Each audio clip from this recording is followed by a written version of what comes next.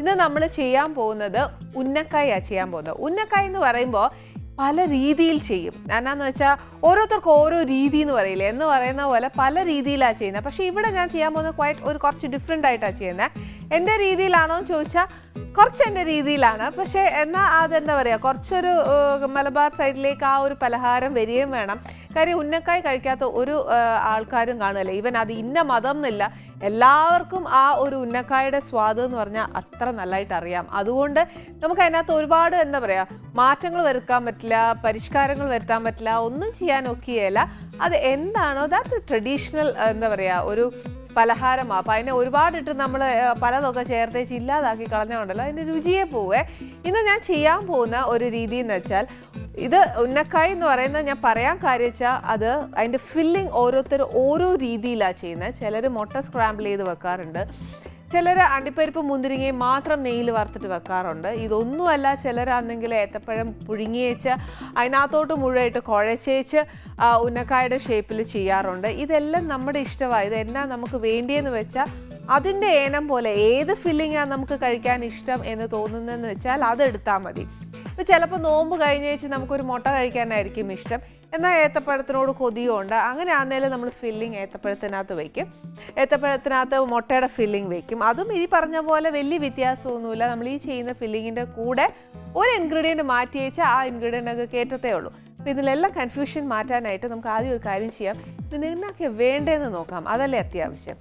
ഇതിന് എണ്ണ അധികം വേണ്ട, ബട്ട് എന്നാലും ഇത് കുറച്ച് എണ്ണയാണ്. ഇത് എന്നാന്ന് വെച്ചാൽ ഇത് മസ്റ്റല്ല, നമുക്ക് വേണമെങ്കിൽ എടുക്കാം.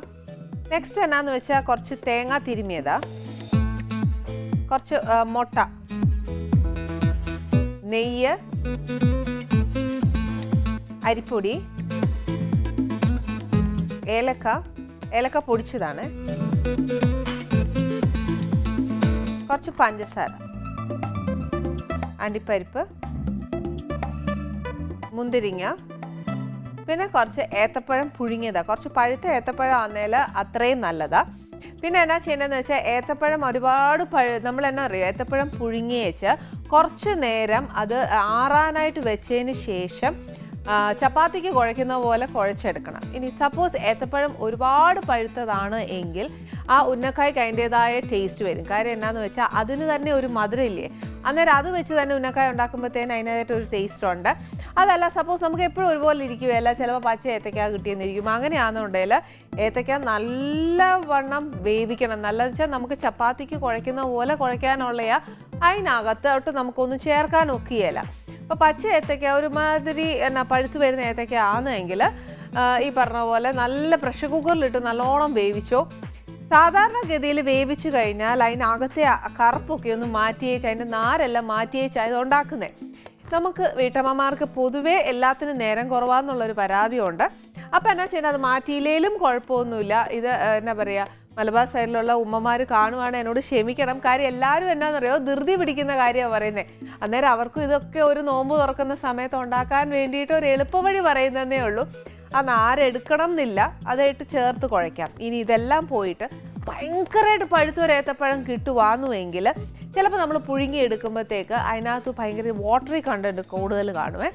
അപ്പോൾ എന്നാ ചെയ്യേണ്ടതെന്ന് വെച്ചാൽ, വാട്ടറി കണ്ടൻറ്റ് കൂടുമ്പോഴത്തേക്ക് നമ്മൾ കുഴയ്ക്കുമ്പോൾ ചപ്പാത്തി മാവ് അങ്ങനെ ലൂസായിട്ടിരിക്കും. അങ്ങനെ ലൂസായിട്ട് ഇരിക്കാതിരിക്കാൻ വേണ്ടിയിട്ട് ഇച്ചിരി അരിപ്പൊടി ചേർത്ത് നമ്മൾ കുഴയ്ക്കുവാന്നേൽ ആ ചപ്പാത്തി മാവിൻ്റെ അത്രയും വരണം. ഇപ്പം മനസ്സിലായില്ലേ, 3 സാധനം ഏത് ടൈപ്പ് ഓഫ് ഏത്തപ്പഴമാണ് കിട്ടുന്നതെന്ന് വെച്ചാൽ അതനുസരിച്ച് നമ്മളതിനെ എന്നാ പറയുക ചെയ്തെടുത്തോണം. ഇപ്പോൾ ഫസ്റ്റ് ഇവിടെ എനിക്ക് ഒരുവിധം പഴുത്ത ഏത്തക്കായ കിട്ടി. പിന്നെ ഇതിനകത്ത് ഒറ്റൊരു കാര്യം എന്നാന്നറിയോ, ഈ പറഞ്ഞ പോലെ ഏത്തപ്പഴം ആക്കി എല്ലാം ചെയ്തു. ഇത് ചില സമയം നമ്മുടെ കയ്യിൽ ഒട്ടിപ്പിടിക്കുമ്പോൾ എന്നാന്ന് വെച്ചാൽ ഞാൻ കഴിയുന്നതും മൈദായോ കോൺഫ്ലവറോ അല്ലെങ്കിൽ അരിപ്പൊടിയോ ഇതൊന്നും ഞാൻ കഴിയുന്നതും നമ്മൾ ഏത്തപ്പഴത്തിനകത്ത് ചേർക്കാതിരിക്കുന്നതാണ് അതിൻ്റെ രുചി. അഥവാ ഇങ്ങനെ ആവുകയാണെ മാത്രം ചേർത്താൽ മതി. ഫസ്റ്റ് എന്നാ ചെയ്യേണ്ടതെന്ന് വെച്ചാൽ, നമ്മൾ പാനിനകത്തോട്ട് ഒരു ഇച്ചിരി നെയ്യ് ഒഴിച്ചേച്ച്, എൻ്റെ കണക്ക് ഞാൻ പറയുക, കുറച്ച് തേങ്ങായും എല്ലാം ഇട്ട് ഒന്ന് മൂപ്പിച്ചതിന് ശേഷം മാത്രം ബാക്കി ചെയ്യാം. ഫസ്റ്റ് ഇച്ചിരി നെയ്യ് ഒഴിക്കുക,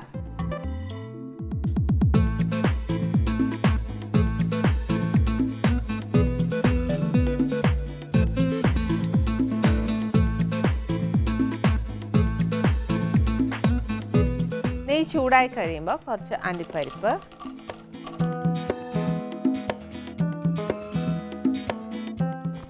കുറച്ച് മുന്തിരിങ്ങ. ഇനി കുറച്ച് അണ്ടിപ്പരിപ്പ് മുന്തിരിങ്ങ ഇതിനകത്ത് നെയ്ക്കകത്തിട്ടു. ഇത് രണ്ടും ഒരു ഇച്ചിരി ഒന്ന് മൂക്കണം. അതായത് മുന്തിരിങ്ങ വലിയ സമയമൊന്നും എടുക്കുകയല്ല അത് മൂക്കാനായിട്ട്, പക്ഷെ ആ ഒരു മൂപ്പ് മതിയാവും നമുക്ക് അണ്ടിപ്പരിപ്പിന്. അതല്ല അണ്ടിപ്പരിപ്പ് കുറച്ച് മൂപ്പ് വേണമെന്ന് തോന്നുവാന്നുവെങ്കിൽ, ഇതൊക്കെ ഓരോരുത്തരുടെ ഞാൻ പറഞ്ഞില്ല ഓരോ ടേസ്റ്റാണ്, നമ്മുടെ നാവിൻ്റെ രുചി ഏതാന്ന് വെച്ചാൽ അത് ചെയ്യുക. ഇപ്പോൾ ചിലരാണെങ്കിൽ അണ്ടിപ്പരിപ്പൊക്കെ വറുത്തെടുത്ത് കഴിക്കാൻ നല്ല ടേസ്റ്റ്, അതായത് ചുട്ട് കഴിക്കാനൊക്കെ നല്ല ടേസ്റ്റാണ്. അപ്പോൾ ആ ഒരു ഇഷ്ടമുണ്ടെന്നുണ്ടെങ്കിൽ ആദ്യം അണ്ടിപ്പരിപ്പ് നല്ലതായിട്ടൊന്ന് വറുക്കുക, അത് കഴിഞ്ഞിട്ട് മുന്തിരിങ്ങ ഇട്ടേച്ചാൽ മതി.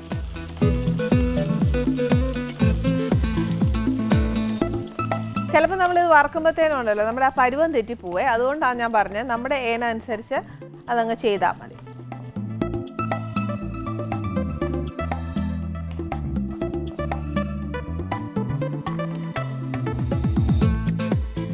ഉന്നക്കായ് ഏറ്റവും കൂടുതൽ നമ്മൾ ഉണ്ടാക്കേണ്ടത് നെയ്യിലാന്നു. ചിലരാണെങ്കിൽ ഈ പറഞ്ഞ പോലെ നെയ്യിലല്ലാതെ എണ്ണയിൽ വറുത്തെടുക്കുന്നവരുണ്ട്. കഴിയുന്നതും നമ്മൾ ഈ ഉന്നക്കായ് ഞാൻ എന്നെ ഒരു ഉമ്മ പഠിപ്പിച്ച എന്താണെന്ന് വെച്ചാൽ നെയ്യിൽ വറുത്തെടുക്കാനാണ് പഠിപ്പിച്ചത്. അത് ഡീപ് ഫ്രൈ ആയിട്ടല്ല, ഒരു ഷാലോ ഫ്രൈ ആയിട്ട്. ഇത് ഇച്ചിരി മൂത്ത് കഴിഞ്ഞ് ഇനി ഇതിനകത്തോട്ട് ഈ തിരുമ്മി വെച്ചേക്കുന്ന തേങ്ങ,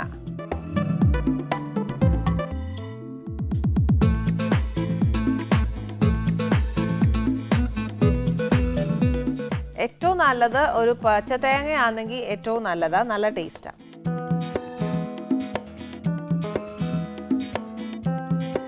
ആ തേങ്ങയ്ക്കകത്തുള്ള ആ ഒരു എന്നാ പറയുക വെള്ളമയമില്ലേ അതൊന്ന് പോകണം, അത്ര മാത്രം മൂപ്പിച്ചേച്ചാൽ മതി. ആ നെയ്യും എല്ലാം ആ തേങ്ങയ്ക്കകത്തോട്ട് ഒന്ന് നല്ലതായിട്ടൊന്ന് പിടിക്കണം.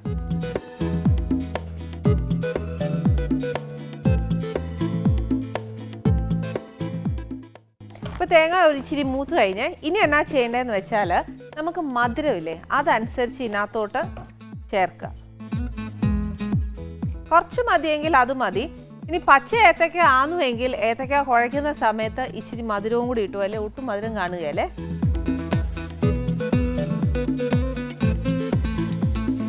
ഈ ഫില്ലിങ്ങിനകത്തും നമുക്ക് ആവശ്യമുള്ള ഒരു പഞ്ചസാര ചേർത്തേച്ചാൽ മതി.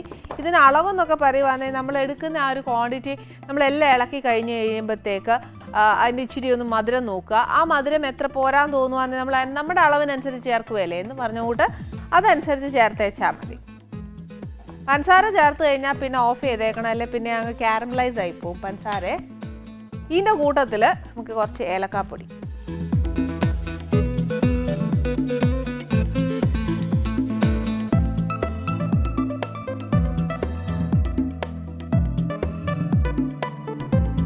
ഇത് ഇവിടെ തന്നെ ഇരിക്കട്ടെ. നെക്സ്റ്റ് എന്നാ ചെയ്യേണ്ടതെന്ന് വെച്ചാൽ ഏത്തക്ക എടുത്ത് വെച്ച്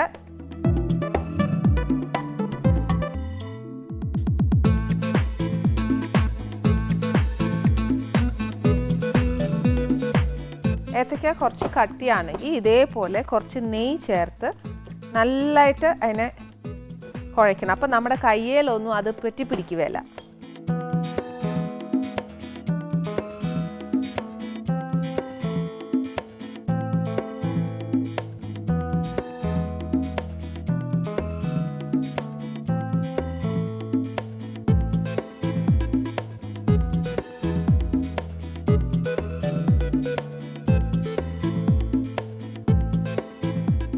ഇത് നല്ലതായിട്ട് കുഴച്ച് വെച്ച് നമ്മുടെ കയ്യെ പറ്റിപ്പിടിക്കാത്ത രീതിയിൽ അതിന് ഇച്ചിരി നെയ്യ് ഒഴിച്ചോ. ഒരുപാട് നെയ്യ് ഒഴിക്കേണ്ട. എന്നാന്നറിയാം, നമ്മൾ കുഴയ്ക്കുമ്പോഴത്തേക്ക് ഈ ഏത്തപ്പഴത്തിനകത്തോട്ടൊക്കെ നെയ്യ് അങ്ങ് പോവുക. പക്ഷെ അത് എന്നാ പറയുക ചൂടാവുകയല്ല, ഈ എന്നാ പറയുക അതൊന്ന് മൊരിഞ്ഞ് വരണ്ടേ. അല്ലെങ്കിൽ ഉണ്ടല്ലോ നമ്മൾ ചെയ്യുമ്പോഴത്തേക്ക് അതൊരു എന്നാ പറയുക നെയ്യുടെ ഒരു ചുവ മുന്നിട്ട് നിൽക്കുമെന്ന് പറയല്ലേ എന്ന് പറഞ്ഞ കൂട്ടായിപ്പോവും. അപ്പം അത് വേണ്ട. ഒരുപാട് നെയ്യെടുത്ത് കുഴച്ച് അതിനകത്തോട്ട് മിക്സ് ചെയ്യണ്ട.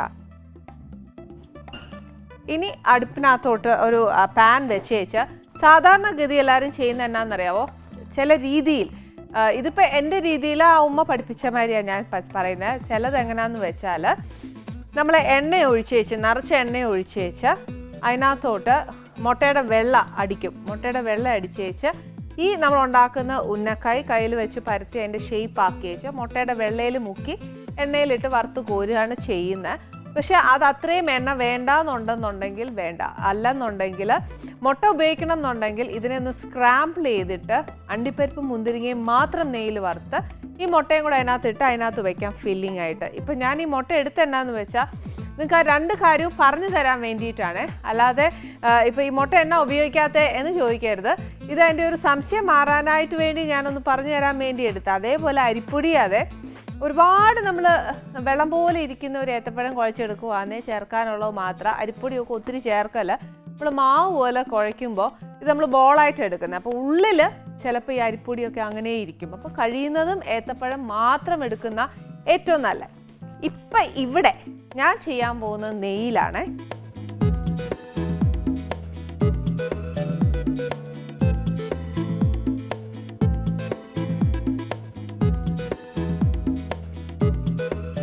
ഇച്ചിരി നെയ്യ് അങ്ങോട്ട് നമ്മുടെ കൈവെള്ളയെ തൂത്തേച്ച് ഒരു കുഞ്ഞി ബോള്, വലിപ്പം എത്ര വേണമെന്ന് വെച്ചാൽ അതനുസരിച്ച് എടുത്ത് വെച്ചാൽ മതി.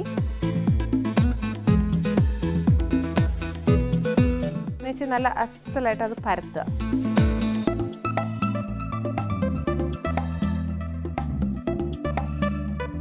അന്നുവെച്ച് നമ്മൾ ഈ ഉണ്ടാക്കി വെച്ചേക്കുന്ന കൂട്ടില്ലേ, കൂട്ട് കുറച്ചെടുക്കുക, ഇതിൻ്റെ ഉള്ളിൽ വെക്കുക. എന്നിട്ട് ഇതിനെ കംപ്ലീറ്റ് ആയിട്ട് ഉള്ളിലേക്ക് ആക്കുക.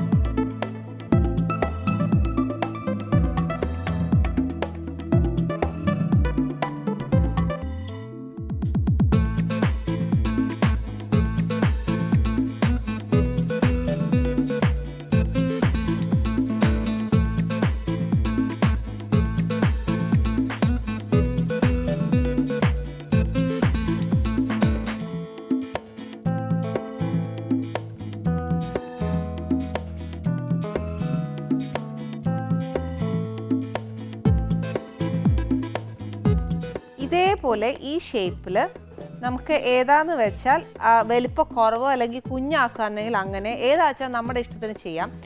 ഈ ഷേപ്പ് എടുത്തേച്ചാണ് ഞാൻ പറയുന്നത്.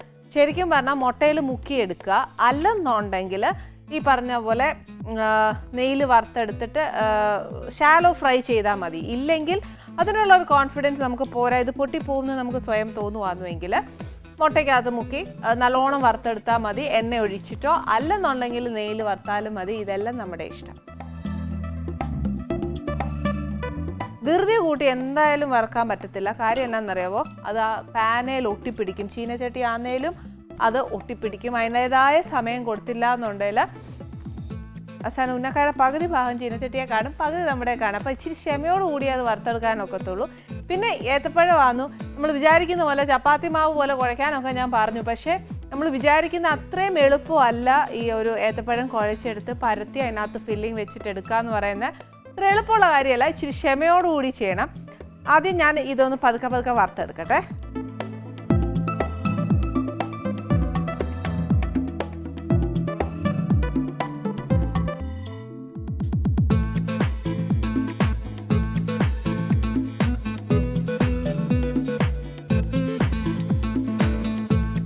ഉന്നക്കായുടെ ചെയ്യുമ്പോൾ ഈ പറഞ്ഞ പോലെ കുറച്ച് തീ കൂട്ടിയിട്ട് വേഗം എടുക്കാമെന്ന് വിചാരിച്ചാൽ നടക്കുകയില്ല. കാര്യം എന്നാന്ന് വെച്ചാൽ അത് പെട്ടെന്ന് കരിഞ്ഞു പോകത്തേ ഉള്ളൂ. നമ്മൾ വിചാരിക്കുന്ന ആ ഒരു ടേസ്റ്റ് വരണം എന്നുണ്ടെങ്കിൽ ഈ പറഞ്ഞ പോലെ ഇച്ചിരി ക്ഷമയോടുകൂടി തന്നെ അത് ചെയ്യണം.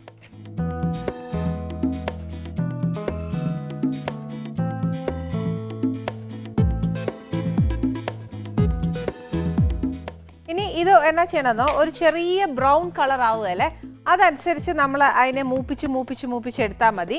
ഇതിനകത്ത് ഞാൻ പറഞ്ഞ പോലെ മുട്ട വേണമെങ്കിൽ വെക്കാം. ഇനി അഥവാ ഞാനിപ്പോൾ ഉരുട്ടിയപ്പം നമ്മുടെ കയ്യിലൊക്കെ ഒട്ടിപ്പിടിക്കുന്ന കൂട്ടാകുകയാണെങ്കിൽ എന്നാ ചെയ്യേണ്ടത് അറിയോ, നമ്മൾ ചെറുതായിട്ട് അതെല്ലാം ഫില്ലിങ് എല്ലാം അകത്ത് വെച്ച് കംപ്ലീറ്റ് അകത്ത് വെച്ച് നമ്മൾ റോൾ ചെയ്ത് ആ ഷേപ്പ് ആക്കി എടുത്തതിന് ശേഷം ഒരു കാര്യം ചെയ്താൽ മതി, അരിപ്പൊടി ഒരു പ്ലേറ്റിലോട്ട് ഇട്ടേച്ച് ഒന്ന് റോൾ ചെയ്തെടുത്ത് കഴിഞ്ഞാൽ നമ്മുടെ കയ്യിൽ ഒട്ടിപ്പിടിക്കുകയില്ല. അറ്റ് ദ സെയിം ടൈം അത് ഇച്ചിരി മൊരിഞ്ഞും വരും. പിന്നെ ഈ പറഞ്ഞ പോലെ ഒരു പച്ച ചൊവയില്ലേ, മറ്റേ അരിപ്പൊടിയുടെ ഒക്കെ ആണെങ്കിലും ഒരു റോ ടേസ്റ്റ് ഉണ്ട്, അത് വരികയില്ല. ഒത്തിരി അങ്ങോട്ട് റോൾ ചെയ്യാനല്ല, ഒരു കോട്ടിങ് പോലെയല്ല, ചെറുതായിട്ട് നമ്മുടെ കയ്യിലൊന്നും ഒട്ടിപ്പിടിക്കാതിരിക്കാനും പാനെ പിടിക്കാതിരിക്കാനും ഒക്കെ ആയിട്ട് ചെയ്താൽ മതി. അരിപ്പൊടിയൊക്കെ മുക്കി വെച്ച് നമ്മൾ അതിനെ ഒന്ന് ശരിയാക്കി എടുക്കുകയാണെങ്കിൽ ഈ പറഞ്ഞ പോലെ നെയ്യെ തന്നെ വറുത്തെടുക്കുന്ന ഏറ്റവും നല്ല, എന്നാലേ ടേസ്റ്റ് വരത്തോളേ. ഏത്തപ്പഴം പച്ചയാണെങ്കിൽ ഈ പറഞ്ഞ പോലെ ഇച്ചിരി പഞ്ചസാരയും കൂടി ഇട്ട് കുഴച്ചേച്ചാൽ മതി. പഞ്ചസാരയോ അല്ലെങ്കിൽ പഞ്ചസാര പൊടിച്ചതോ ഏതാ നമ്മുടെ കയ്യിലുള്ളതെന്ന് വെച്ചാൽ അത്.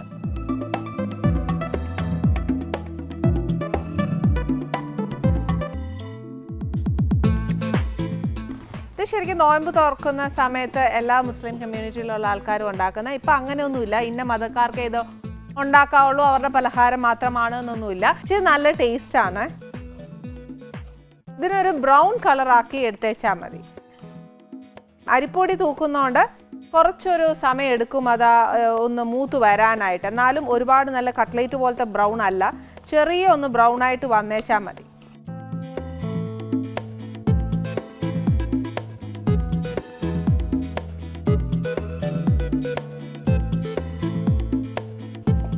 നല്ല മുരിഞ്ഞ കഴിക്കാൻ ഇഷ്ടമുണ്ടെങ്കിൽ അങ്ങനെ എടുക്കാം, അതല്ല ചെറിയ ഷാലോ ഫ്രൈ ആണെങ്കിൽ അങ്ങനെ. ഇത് ശരിക്കും ഒരു ഷാലോ ഫ്രൈയിൽ കഴിക്കുന്നതാണ് നല്ലത്.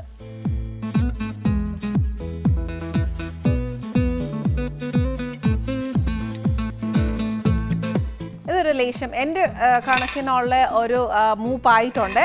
ഇത്രയും മതി എനിക്ക്. ഞാൻ ഉണ്ടാക്കുമ്പോഴത്തേന് ഇത്രയും മൂപ്പിക്കേ ഉള്ളൂ. അതല്ല ഇനിയിപ്പോൾ നമുക്ക് ഇച്ചിരി കൂടി ഫ്രൈ ആക്കണമെന്നുണ്ടെങ്കിൽ ആക്കാം. ഒത്തിരി മുരിക്കാതിരുന്നേച്ചാൽ മതി. മുരിച്ച് കഴിഞ്ഞാൽ ഉണ്ടല്ലോ അതിൻ്റെ ആ ടേസ്റ്റ് മാറുക. അപ്പോൾ ഇത്രയും മുരിച്ചാൽ മതി എനിക്ക്. പിന്നെ ഈ പറഞ്ഞ പോലെ നമ്മുടെ ആനീസ് കിച്ചണിൽ എപ്പോഴും നമുക്കുണ്ടല്ലോ ഫാമിലി ആയിട്ട് വരുന്നതാണ് എപ്പോഴും ഇഷ്ടം. കാര്യം നമ്മുടെ ആനീസ് കിച്ചൺ എന്ന് പറയുന്നത് ഓൾവേസ് എ ഫാമിലി ഷോ. എല്ലാവരുടെയും എല്ലാ ഷോസും ഫാമിലി ഷോസ് ആണ്. ബട്ട് സ്റ്റിൽ നമ്മുടെ ഒരു പ്രത്യേക എന്താ പറയുക, ഒരു ഇഷ്ടം കൂടുക എന്ന പാഷ്വാലിറ്റി എന്നാ പറഞ്ഞാലും കുഴപ്പമില്ല. നമുക്കൊരു ഇഷ്ടം ഉള്ളതുകൊണ്ട് നമ്മുടെ ആനീസ് കിച്ചണിൽ എപ്പോഴും ഫാമിലി ആയിട്ട് വരുന്നതാണ് എനിക്ക് ഏറ്റവും ഇഷ്ടം.